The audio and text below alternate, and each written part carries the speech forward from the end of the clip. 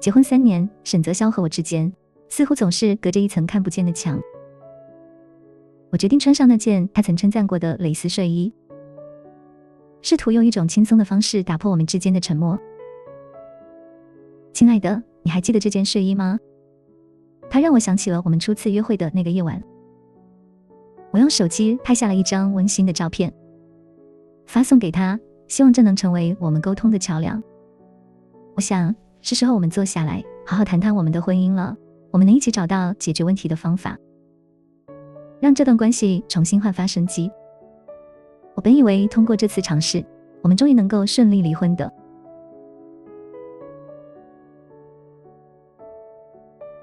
改写时，我们可以将重点放在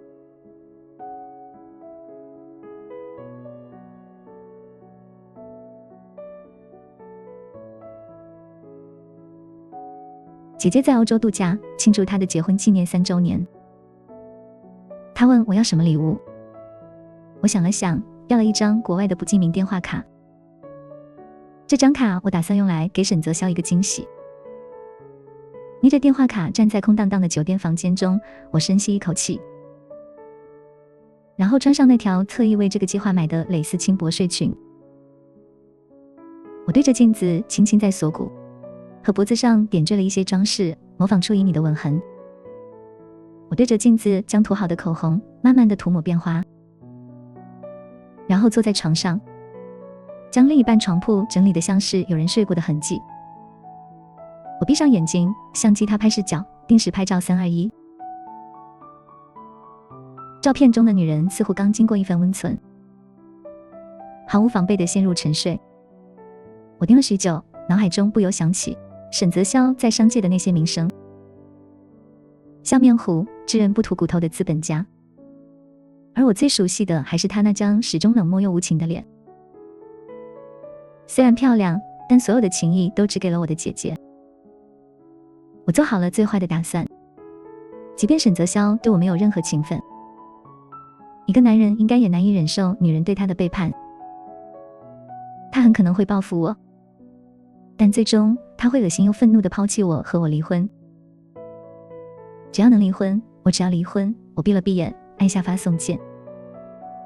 手机屏幕上那条语气轻慢的短信：哥们，他很香，你快点离婚，把他让给我好不好？配以那张照片。发送成功02，不到2秒，我收到了回复。沈泽霄，你是谁？我慢吞吞地换衣服，几乎恶趣味地延长了回复时间。他是不是快气炸了？特别想将匿名者生吞活剥。天之骄子的他，从小到大都完美无瑕的他，有朝一日竟然也被别人主导情绪。还是我这种向来被他捏在手心的人。3年沉闷和痛苦，在今朝得到一丝快意。我换好常服，沈泽霄在这间隙又发来2条信息：别用这种拙劣的 AI 换脸，说清你的目的。我奉劝你自己都说干净，我能留你个全尸。我呵呵一笑，沈总是不是 AI 换脸？你问问你老婆，不就知道了。我宝贝脖子上的吻痕可没那么快消除。我之所以敢这么说，是因为我知道沈泽霄正在国外商谈一桩很重要的合作，没有半个月他压根回不来。下一瞬，我自己的手机忽然响了，我吓了一跳。电话铃声狂响，赫然是沈泽霄打来的。我抿了抿唇，盯着手机直到电话断掉。但很快屏幕又亮起，沈泽霄正不依不饶地给我打电话。我明白，他这一次真的是被气到了。我的心脏狂跳，深感自己在走钢丝，玩一场绝对危险的博弈。我发送：沈总，别再打电话了，我们做了5次。你老婆累得睡着了。电话终于中断，我的手机陷入一片死寂。我用那张匿名电话卡发送：我不是故意拆散你们的。沈总，我和你老婆是真心相爱的。您大人有大量，尽早离婚，把她让给我吧，不然你头戴绿帽被人传开，你面子也挂不住。沈泽霄再也没有回复。我心神不定地将那破了的蕾丝睡裙扔进垃圾箱。退房后回到别墅，保姆们正在打扫卫生，一切都无比正常，宁静得像是无事发生，洗漱睡觉。清晨天色发白的时候，我迷迷糊糊听见了窗外引擎轰鸣和车胎气刹的刺耳声。等我反应过来，慌乱睁开眼时，卧室的门同时被人敲响。阿景把门打开，那声音沉冷，声线被杰立克制到平稳，只远远暴露出一丝急躁不安。我全然清醒了，宛如冷水从头浇下，浑身冰冷。是沈泽霄03，我方寸大乱，他怎么会回来？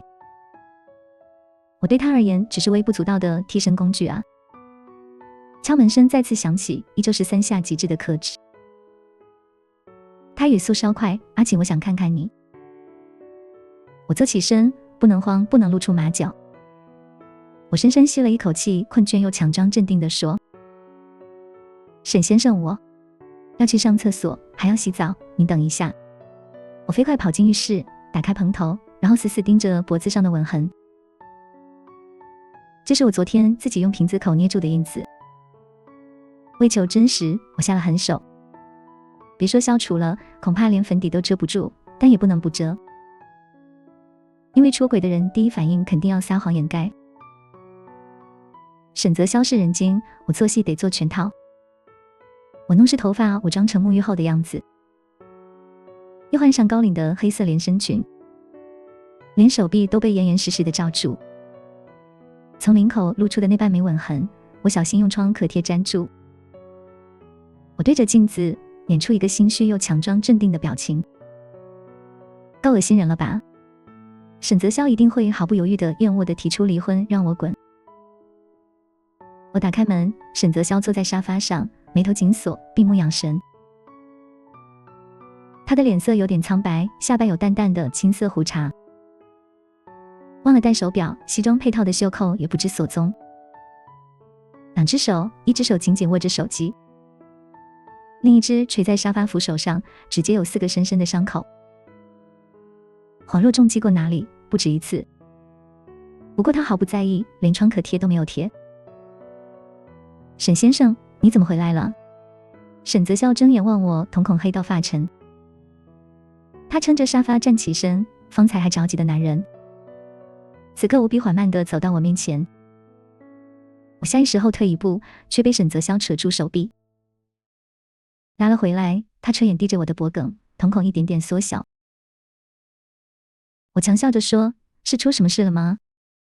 他没有回答，只用冰冷的手指两指并起，缓缓悬在创可贴上，似乎下一秒就会粗暴撕掉，连带着撕掉我所有的谎言，然后怒气冲冲，备受屈辱的撕掉我们那虚伪的一纸婚约。我身子开始发抖，闭上眼等待被揭发。可是他的食指和中指只是轻轻搭在创可贴上。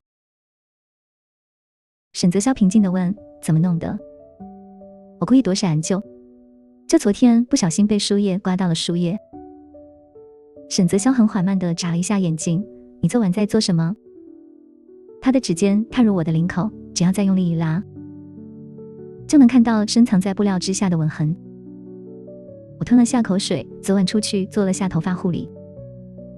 沈泽霄的呼吸声变得凝重，他面无表情地看着我，那一瞬间我有种错觉，他会将我拆吃入腹。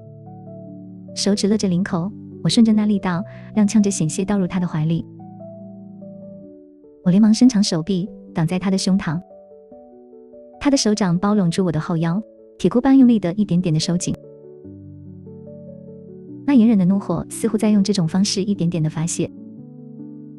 我的力气抵不过他，抗拒着的手臂都开始发软。沈泽霄一寸寸的靠近我：沈总，不要。我颤声说：虽然我不知道他想做什么，但直觉告诉我会很危险。我脑内一片空白，声线都抖动，胡乱的求饶。隔了3-4秒，他竟然缓慢收回手指，捏紧成拳，脸色变得铁青，嘴角紧紧抿住。我才反应过来我刚才在说什么，我害怕，不要碰我，求求你。我会给你分派2个贴身保镖，以后出门他们会跟着你，确保你的安全。沈泽霄淡淡的宣告，然后毫不犹豫地转身离开。等门外传来那熟悉的引擎声时，我才如梦初醒。他不追究，怎么可能会这样？04，我被监管得很严，几乎没机会掏出那部手机联系。远在国外的沈泽霄不知为何这一次只花了5天就结束了出差，匆匆赶了回来。他回来后对我的监视变松了许多，我终于再次有机会拿起手机。我用那张匿名手机卡发送信息，哥们，你这就玩不起了，就算出轨离婚不就行了？干嘛要把你老婆关起来？沈泽霄回复得很快，他没出轨，我相信他，阿简不是会做出这些事的人。我呆然地盯着这条短信，什么意思？虽然我的确是因为下不了决心真找个男人出轨才出此下策的，但沈泽霄怎么会这么了解我是什么样的人？他明明对我极为冷漠。我拼尽全力，顾不得别的，火上浇油。沈总，你不会比我更了解你老婆的。他有3颗痣在肋骨肚脐旁还在，每次我用手指连点成线，顺着痣滑下来，他就会刺激到抖个不停。不过你是他的老公，结婚3年，应该早就知道了吧？最后一句话讽刺拉满，因为这3年沈泽霄从未碰过我。就在我发送完这条信息后，楼上突然传来了巨大的砸响声，声音来自沈泽霄的书房。我心中一紧，紧张地将备用手机藏好。砸响声再次响起，紧接着我听见了沈泽霄下楼的声音。他疲惫地吩咐管家找人收拾一下，电脑需要重换。脚步声越来越近，我紧张地颤抖，心中暗想他下一个要撕碎的可能就是我。我逃避般缩进被窝，假装睡着。我的门锁自他回来之后就莫名坏掉了。沈泽霄轻轻扭动把手，似乎见卧室内一片黑暗，他没有说话。死寂中，他那剧烈的粗喘声和未平复的杂乱心跳，明显到极致，甚至让我怀疑沈泽霄是不是也能听到我乱跳的心。他走近了，越来越近，我死死闭住双眼。沈泽霄没有摇醒我，没有大发雷霆地掐住我的脖子要个解释。他站在我的床边，即便我没有睁眼，我越能感受到有股锐利的炙热的目光深深定在我的小腹处，似乎在犹豫着要不要确认。不要抖，保持呼吸平稳，演下去。我一动不动。忽然感觉身侧的床垫压了下去，沈泽霄缓缓躺在了我的身旁，那冰冷又滚烫的眼神依旧凝在我的身上。我咬牙决定再给他加把火。我宛若陷入一个美梦般迷迷糊糊地转过身，将脑袋拱向他的怀里。沈泽霄顿了一下那烈烈辣辣的目光，忽然变得和缓。老公，我抑郁。沈泽霄僵硬了一瞬，我不依不饶地用双臂缠绕住他，用尽我毕生最甜腻的声线，老公抱抱。我以为他会生气，甚至会打醒我，因为我从未叫过他老公。他知道我换的是另外一个人，可是他死死瞪着我，用力地握紧我的手臂，气到发颤。可是下一瞬，听到我的闷哼，却逼着自己松下力气。沈泽霄扣住我的后脑勺，让我抱得更紧。他吻了吻我的头发，然后一下下用手掌从上往下抚着我的后背，是笨拙又轻柔的哄睡姿势。他低声说：“问老公抱。”我僵住了，他这种诡异的平静简直疯到了极致。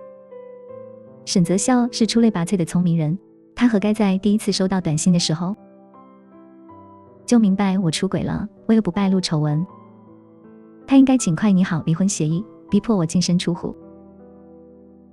可是他却一次又一次的否认，一次又一次偏激的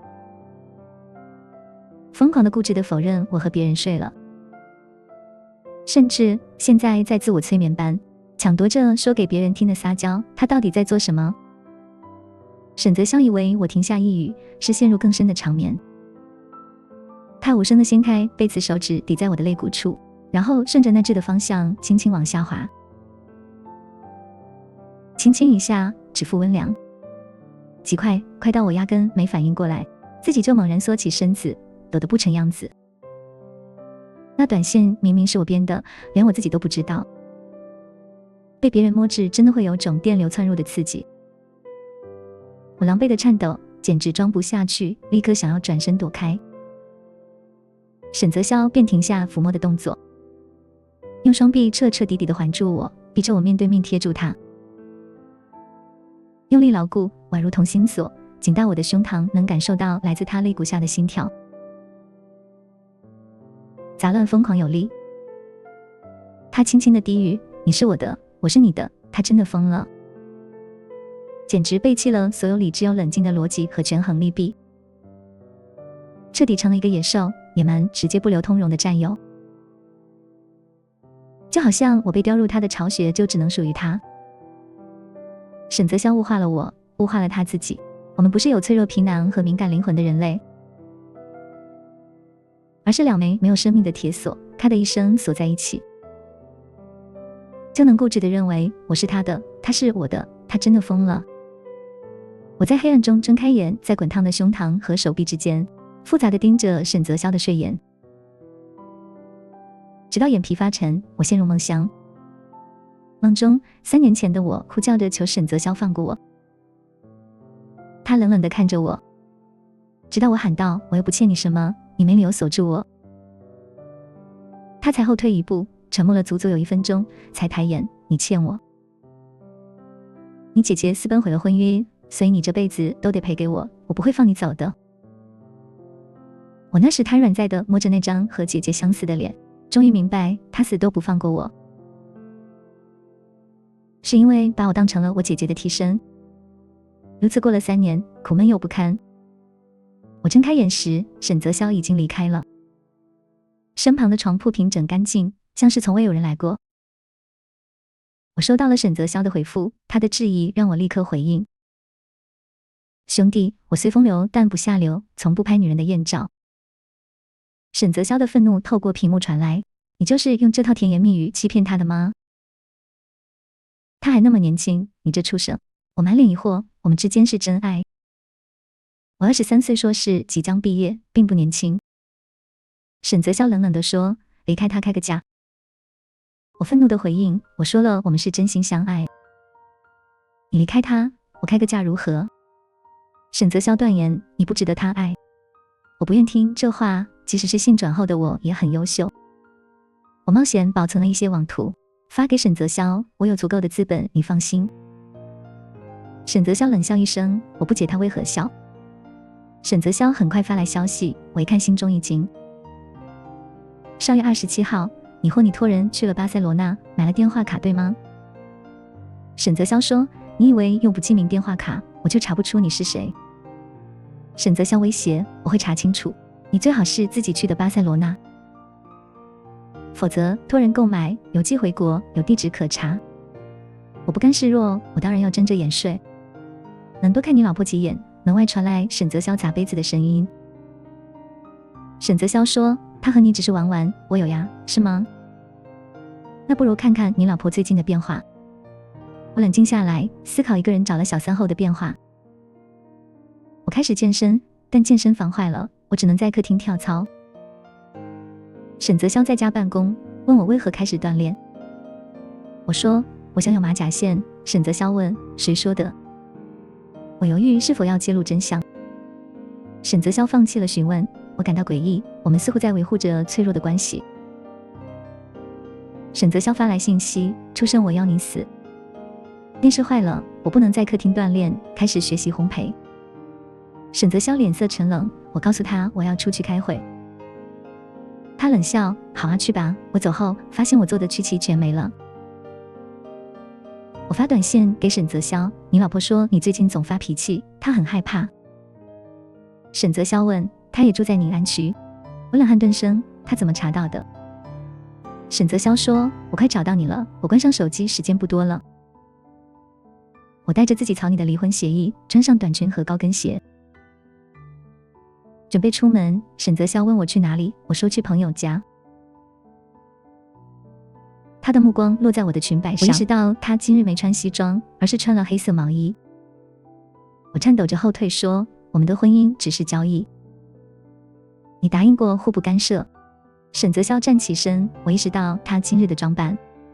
我扔下离婚协议向门口跑去。沈泽霄一拳砸门，死死按住我，你敢？我咬牙，沈总，我外头有人了。他气到站不稳，却还死死捏着我的手。我喘息，你又不爱我。沈泽霄呼吸止住，他浑身僵硬。我几乎窒息，沈泽霄的手拢在我的脖颈。我哆嗦，怎么罚？沈泽霄静静地看着，等到我第二次求饶无果。眼角噙泪后，他叹了口气，吻着我欲往更深处。门铃响了，沈泽霄装作没听到。卧室的门被敲响，姐姐的声音传来。沈泽霄捏紧床单，脸色难看到可怕。他闭眼，竭力平复。我心头一惊，我卧室的门锁早就被弄坏了。沈泽霄说，别开门，去客厅等着马上来。好，我穿戴整齐，坐在姐姐旁边，心中涌起一股莫名的愧疚。沈泽霄独自坐在旁边的沙发上，手指不耐烦地敲打着扶手，似乎在努力控制自己的情绪。姐姐，你怎么突然回来了？我问道。姐姐清了清嗓子，似乎有些难以启齿。其实我并没有去我们的结婚纪念日，我是一个人去旅行了。我愣住了，不知道该如何回应。姐姐继续吞吞吐吐地说，赵小姐，你有什么话就直说吧。沈泽霄紧握拳头，显得有些不耐烦。姐姐犹豫了一下，终于说出了实情。初锦，我其实已经离婚了。我看着她，瞬间明白了她来访的目的。姐姐将一张皱巴巴的离婚协议书放在桌上。我本来有些犹豫，但看到这份协议，我觉得还是应该说出来。她转向沈泽霄，沈总，当初我离开是我欠了你，现在我愿意嫁给你作为补偿，请你放过我妹妹。我的心猛地一跳，这本应是件好事。沈泽霄原本不愿与我离婚的人，现在面对真正的选择，自然会放弃一个替代品。可是为什么我会感到如此？我低下头，隐藏起所有的情绪。一阵沉默后，沈泽霄终于开口，什么？姐姐重复道，请您和我妹妹离婚吧。沈泽霄拒绝了，不用了。我惊讶地抬头，她面无表情地说，两姐妹都轮流嫁给我，这传出去，我会被人笑掉大牙的。姐姐解释道，我现在已经是外国籍，名字还是夫姓，所以您放心，只要不露面，不会有人把我和妹妹联系在一起。沈泽霄沉默了，姐姐轻轻地将离婚协议推向他，沈总，请您签字吧。我欠你的，我来还不要再折磨我妹妹了。沈泽霄冷笑一声，似乎最近受了不少气，让他有种破罐子破摔的感觉。他用冷冽的眼神盯着姐姐，我怎么折磨她了？你要不要问问你的好妹妹，到底是谁折磨谁？他紧咬牙关，腮帮鼓起，百思不得其解，为什么？为什么总有人要让我们离婚？他是我强行娶来的，我自己造的罪孽。他对我怎么样我都认，但你算什么？他用力抿住嘴唇，似乎顾念着姐姐是我的亲人，用最后一丝理智压住更加过分的话。姐姐愣住了，我也愣住了。沈泽霄似乎意识到自己说漏了嘴，他的眼神闪过一丝滞涩，又匆匆掩盖住。但什么叫做我是他强行娶来的？3年前明明是赵沈两家联姻，我父亲看上了商界新秀沈泽霄，不嫌弃他出身不好，想叫我姐姐嫁给他。但是姐姐因为邂逅了异国的小提琴家，果断私奔。我当时还在上学，被迫压着最低的法定结婚年龄20岁嫁给了沈泽霄。什么叫强娶？姐姐喃喃道，所以当初一言是你安排的人。难怪那么巧，我在哪里都能碰见他。我以为这是天赐的良缘。沈泽霄猛地站起来，他神情紧绷，够了，别说了。姐姐也站了起来，她双眼冒火，所以你压根不喜欢我，你故意挑了个我的理想型接近我。我不欠你什么，赵家也不欠你。闭嘴！沈泽潇声线颤抖，罕见的色厉内荏，压根盖不住姐姐冷静到无情的声音。我妹妹更是不欠你什么。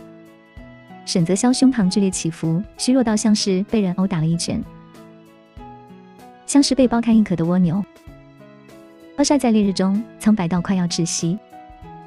是了，我妹妹不欠你。两家联姻商议的生意合约已经达成了。她想走，你凭什么要强迫她留下？姐姐连声指责，竟然真的把向来睥睨商界的男人说得无力反驳。沈泽潇发着抖，捏紧拳头，就是不许。他眼角泛红，死死瞪着姐姐，一下都不敢看我。我就是不许。他方才还说我像小孩，可现在他却比谁都像幼稚又蛮横的小孩。姐姐像母牛般怒气冲冲地挡在我面前，恨不得用犄角撞他。你真以为自己有钱就能让所有人围着你打转？我妹妹是活生生的人，不是圈在这里受你控制的工具。沈泽潇，你耍心机也好，玩手段也罢，你去你的公司玩。你凭什么欺负一个大学生？他苍白地张着嘴。我都想说他没有欺负我，他只是总不看我，不碰我不爱我，让我很难过。姐姐越说越气，你看看她过的是什么日子？卧室的门坏了那么久，你家大爷大都不知道给她修，写的离婚协议还被你踩了。你当过她是你老婆吗？你对她好过吗？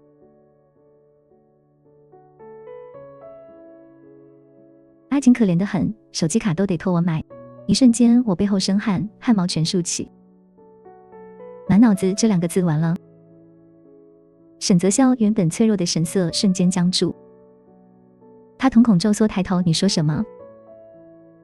我吓得拉住姐姐的手臂，求求了，千万别说了我的姐。